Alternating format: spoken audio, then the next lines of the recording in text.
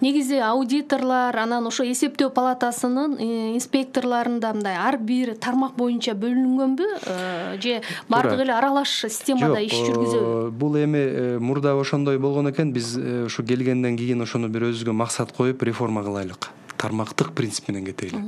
Адис көй болсун баары. Кесипкөй болгон. Кесипкөй болсун. Ошол тармакты так билген. Ошону мисалы үчүн биз бөлдүк 4 тармакка. Бюджет боюнча жоопкер кызматкерлерди, социалдык тармак, андан сырткары экономика, реалдуу сектор, андан мамлекеттик секторду 4кө бөлдүк. Бүгүнкү күндө бул өзүнүн бир жемишин берип атат.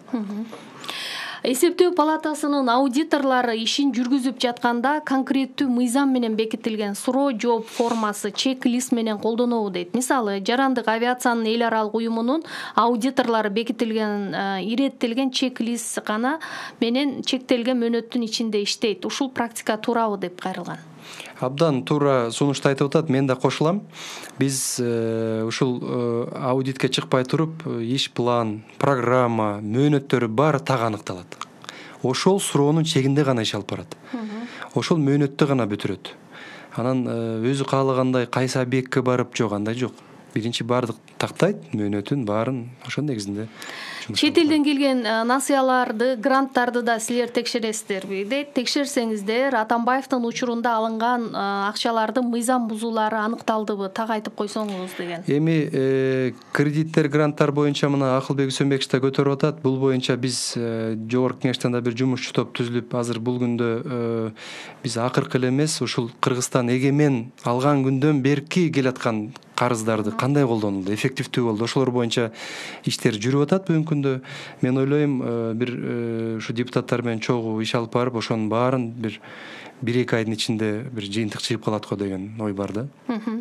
Кечээ мен телевидениядан көрүп отуруп, мындай жаңылык угуп калдым да, Орусияда эсептөө палатасынын төрагасы Кудрин ушул атайын бир мамлекеттик корпорацияларды текшерүүнүн, комплекстүү текшерүүнүн жаңы методикасын киргизип жатабыз дейт да. Ал кандай методика десе, бул ошондой мамлекеттик корпорациянын жанагы стратегиялык тапшырмалары, корпоративдик башкаруу процедуралары сыяктуу маселелерге анализ жасашат экен да. Ушул методика бизде барбы? Болбосо бизде колдонсо болобу? Биз ушул методиканы былтыркы жылы баштаганбыз. Биз ар бир компанияны караганда анын эффективдүүлүгүнө көңүл буруп атабыз да. Жөн эле бир нарушениясын табыш эмес. Ошол компания канткенде мамлекетке көбүрөөк пайда алып келет. Аны өзүңүз билесиз, бизде жана көптөгөн улутташтырылган компаниялар бар. Ооба. Бир топ жылдан бери мындай орчукта мыйзамсыздары да бар да. Висячий болуп турат да. Ошону биз айтып атабыз. Баягы же мамлекет жакшы иштетиш керек, же болбосо аны мындай орусча айтканда ГЧП дейт да. Мындай бир жеке өнөктөштүк менен чогуу иш алып барып, ал иштеш керек да. Компания иштебесе, ал күндөн күнгө карызы көбөйүп бара берет да. Ал зданиялары жок болот. Ишкерлер инвестиция бул кыймылдап туруш керек да. Анан биз мына мамлекеттик мүлк фонду менен да өзүнчө жакшы иш алып барып атабыз. Ар бир компаниянын аудитин караганда ошолорду чакырып, өкмөткө бир сунуштарды берип, акыркы эле мен 1-2 объектин айтып коеюн. Мына Гознакты айттым. Андан сырткары мына БШЗ, БМЗ деген аябай чоң стратегиялык илгерки Ленин заводунан калган. Ошол жерде жерлер бар экен. Ошол жерде жанагы эми секретный көп маселелер бар. Ошолор боюнча биз өкмөт башчыга, урматтуу президентибизге маалыматтарды бердик. Ошолар боюнча бир жакшы бир жыйынтыктарга жылсак деген сунуштарды бердик да. Андан сырткары улутташтырылган компаниялар боюнча кээ бир компаниялар бизге убыточныйбыз дейт. Ошол эле мезгилде карасаңыз, тиякта кандай иштеп атат да ал компанияларчы. Көрүп турабыз да баарын. Уланталык кийинки угарман, саламатсызбы? Саламатсыздарбы? Кулак сизде, айтыңыз сурооңузду. Мен Бишкек шаарынан. Улукбек, сенин Нокатыңын сыйынтынган кулунусуң.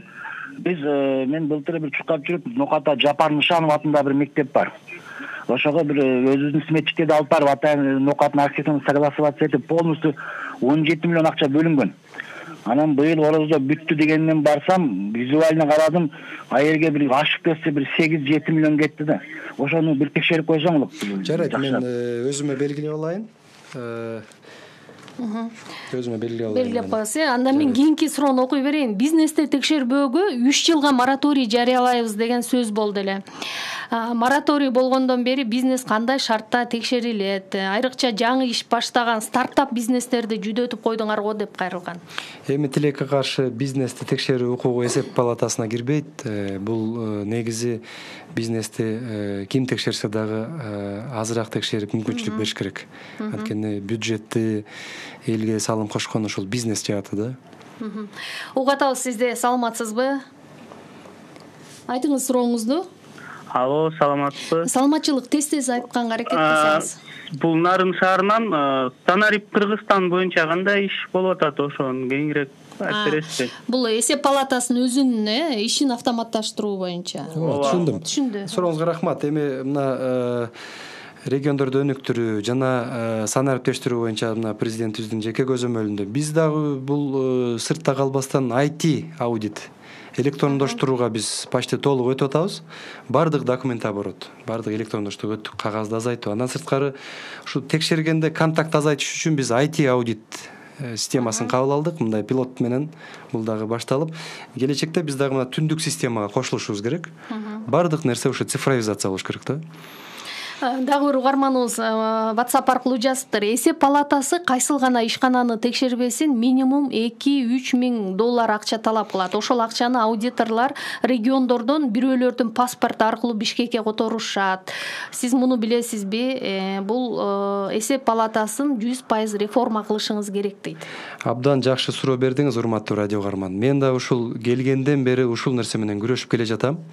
Мына бир атын айтпайм, бир кызматкерибиз жумуштан четтетилген. Ошол бирөөнүн паспортуна ошентип каражат котортуп бүгүнкү күндө тергөө иши жүрүп атат. Бизде мына мен жана айтып өттүм, 0555 500 985 мына биздин WhatsApp канал бар. Мен ошол жеке күнүгө көзөмөлдөп турам. Анонимдүү түрдө беришсе болот. Баарыбыз чогуу күрөшөлүк, жардам бериңиздер.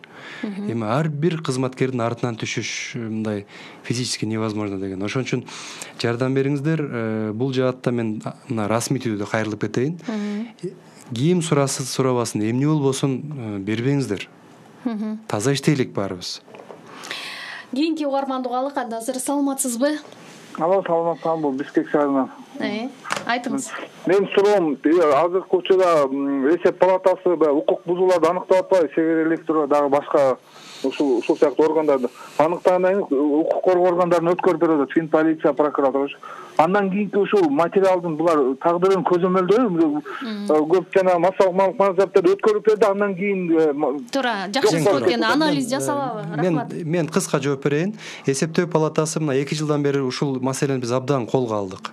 Жөнөтүп эле койбостон биз ар ай сайын отчетун мындай сурап атабыз да, жардам бергиле. Мына биз былтыркы жылы 49 материал жөнөттүк. Анын ичинен мына 7-өсүнө иш козголуп, кээ бирлери сотко ашып, кээ бирлери башка иштерге бүгүнкү күндө жалпыланып атат да. Мына кече башкы прокурордун орун басары да жооп берди. Бул боюнча бардыгы көзөмөлдө. Ушул коопсуздук кеңешинде дагы ошол жака маселени жеткирип атабыз. Анан ал боюнча мында бүгүнкү күндө жакшы иштер алдыга жылды да. Кийинки угарманыбыз жазып атат да, жеке өзүңүзгө пара сунуш кылган же болбосо телефон чалган учурлар кездешеби? Ошондой чоң каражаттардан кантип айланчыктап өтө аласыз? Эмне принцибиңиз бар дейт? Менин негизги принцибим таза иштөө. Ушу элге кызмат кылып, ушул кызматтан баягы абийирдүү тапшырып берүү ушул кызматты. Мен өзүмө ошондой максат койгонмун. Анан мен ачык айтайын, пара сунуштоолор мага жеке өзүмө болбосо дагы анча-мынча кишилер аркылуу айттырган учурлар болот. Менин жакындарыма, айылга туугандарыма бар айткан болот. Менин мүнөзүмдү билет. Мен абдан катуу тием, кээде туугандарыма дагы ошолорго айтам, мындай маселеге. Бирок бул маселеде мен абдан катуу турам. Телефон чалуу болобу? Мисалы парламенттен, текшерүүлөрдүн алдын ала торогондой. Эми телефон чалуулар мага мындай мыйзам чегинде деп болот. Мен айтам, мыйзам чегинде карап ошолорго жардам берсек болот. Бирок түздөн түз бирөөнүн күнөөсүн жаап коюп, же бир тартип бузуусун жаап койгонго биз дагы ага керт башыбыз менен жооп беребиз мыйзам алдында. Уланталык дагы угармандыгам, азыр саламатсызбы? Кулак сизде айтыңыз. Ишеним телефонду күндүр түндүр иштегидей кылсаңыздар абдан жакшы болмок. Болбосо Кыргызстанда каржылык мыйзам бузуу ар бир кадамда кездешчү болду деген экен. Азыркы Мегаком телефонубуз күндүр түндүр иштейт. WhatsApp'ка да иштейт. Анан ким чалса дагы аныкы акысыз болот бизге. Мамлекеттик сатып алууну өзгөчө көзөмөлдүк алыңыз. Сизге сунуш өтө опурталдуу, жөнөкөй мейли базарда 20 сом, документте 60 сом деп көрсөтүлүп атат деп сунуш бериптир. Тендер маселесин айтыптыр. Бул маселе бар бүгүнкү күндө. Бул боюнча биз да сунуштарды берип атабыз. Кийинки угарман, ишеним телефонуңузду айтканыңыз жакшы болду. Мыкты жетекчи экенсиз деп коюптур. Кудай сактасын. Андан кийинки угарманды азыр байланышта күтүп атат. Угалык, саламатсызбы? Киргизген Ленский УВДга. Баштан айтыңыз, өзүңүз тааныштырыңыз биринчи. Мен бир юристке акча алдаткам. Анан ошол акчамды ошол юристти таппай атабыз азыр. Бул эми мен кайра рахмат. Мейли, мен радио угарман суроосун түшүндүм. Мен мындай биздин укукка кирбейт, бирок ушу редакцияга дарегиңизди калтырсаңыз, мен башка ушу суранып сиздин арызыңызга биз көмөктөшөлүк. Дагы бир угарманыбыз кайрылып атат. Энерго холдинг боюнча бир жакшы текшерүү жүргүзүп чыксаңыздар жакшы болмок деп кайрылган. Энерго холдинг боюнча биз абдан жакшы аналитика жүргүздүк. Биз өкмөткө сунуш бердик. Ушу Энерго холдингдин мындан аркы иштөөсүн карап чыгуу. Бул кандай ички мазмуну же структуралык өзгөрүү киргизиш керек? Бүт структура. Энерго холдинг мындан ары иштеш керекпи же өзгөрүш керекпи? Баягы целесообразность деп айтабыз да. Существование. Максаттуулугу жөнүндө. Мисалы үчүн мына энерго тармак бүгүнкү күндө 102 миллиард сом бюджетке карыз. 102 миллиард сом. Кайсы жылдан берки чогултулган карыз? Бул сырткы келген карыз энерго тармакка кетип атат. Ошону бюджет кайтарат. Энерго тармак албетте бюджетке берет, бирок тышкы карызды каалайбызбы, бюджет бардык ошол карыздан кутулат. Ошон үчүн биз айтып атабыз, энерго тармакты жакшы көзөмөлгө алышыбыз керек. Биз сунуштарды берип атабыз. Анткени Энерго холдинг бүгүнкү күндө ошол акционердик коомдордун үстүндө түзүлгөн акционердик коом да. Ошон үчүн мунун бир келечегин карашыбыз керек. Бир жакшы отуруп биз өкмөткө сунуш бердик. Мен оюмча муну депутаттар да абдан көтөрүп атат бүгүнкү күндө. Кээ бирлер айтат министрлик болуш керек, кээ бирлер айтат орунда калыш керек. Биздин сунуш өкмөт карап чыксын деп атабыз. Мындай бир эффективдүүлүгүн биз сунуштарды айрда так жаздык баарын. Анткени бир кээде ашыкча чыгымдар болуп атат. Ошол нарушениялер чыгып атат. Анан биз энерго тармакты убыточный деп, анан бир ашыкча бир дагы органды кармап отуруштун негизи кереги канчалык деңгээлде да, кеп ушунда туруп атат да. Азыр кийинки угарманыбыз жазып атат да, мындай дейт, кеткен каражаттарды мамлекетке кайтаруунун бир башка формаларын ойлоп таптыңыздарбы дейт да. Мисалы экономика деле, жашоо деле өзгөрүп атат, анан каржылык мыйзам бузуунун мүнөзү деле, стили деле өзгөрүп атса керек деп кайрылат. Каржы бузуунун негизги мүнөздүүлөрү ошол боюнча эле калып атат. Ачык айтканда, мисалы үчүн эмгек акы төлөө, курулуш, башка тармактарда. Бирок биздин эми өзгөрүүлөргө албетте биз ага баратабыз. Анан баягы мына бул безналичный расчет бүгүнкү күндө бюджетте кээде ашыкча калдыктар калып калат. Акча жок дейбиз, бирок ошол эле мезгилде бюджетте кээде калдык калып калат. Мына тендер маселесин айтып атпайбы? Жылдын акырында акча бөлүнөт, ошол компаниялар аны освоить эткенге жетишпей калат. Тендер өткөргөнгө. Ошон үчүн өз мөөнөтүндө каржылоо болуш керек. Ошондо балким каржы бузуулар азаят. Уланталы, саламатсызбы? Саламатсызбы? Айтыңыз сурооңузду. Атым Шайырбек, Бишкек шаарынан чалып атам. Улукбек мырза, менде мындай суроо бар да.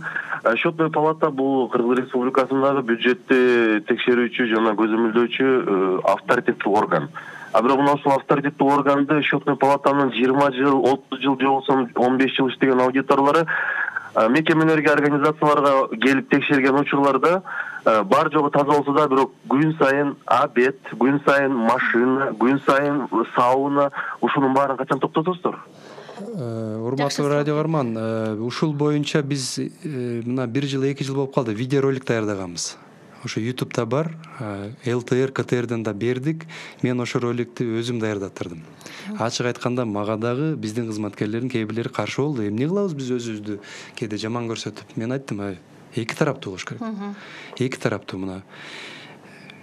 Ким барып ошондой кылса, ошол адам жоопкерчилик тартылыш керек бизден барып. Бирок аркы тараптагы жоопкерчилик жооп берсин. Ошону уюштурган. Эки тарап. Ошо роликти көрсөңүздөр болот, YouTube'да бар. Бул абдан өзүбүз үчүн да критичный. Мен аны туура кабыл алам. биз өзүбүздү критикалайбыз, экинчи тарапка дагы үлгү таза болуш жагын бир үйрөтүшүбүз керек да, эскертүү жагын. Улукбек мырза, менде азыр ушундай ой пайда болду да, мына бул жерде көп суроолорубуз албетте жооп ала албай калдык, убакыт аяктап калгандыгына байланыштуу.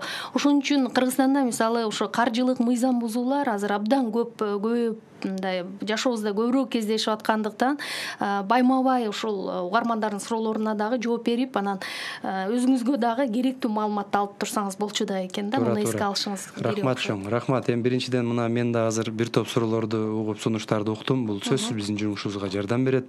Биздин эшигибиз ар дайым ачык. Мына WhatsApp каналды айттым, биздин ишеним телефон, ошол боюнча дайым биз коомчулук менен байланышып турабыз. Чоң рахмат, анда ийгилик каалайм сизге. Рахмат сиздерге. Суроолорго эсептөө палатасынын төрагасы Улукбек Марипов жооп берди. Ушуну менен Айлампа программасын жыйынтыктайлы. Каржылык мыйзам бузуулар тууралуу сөз кылдык. Ал эми алдыда болсо жаңылыктар бар.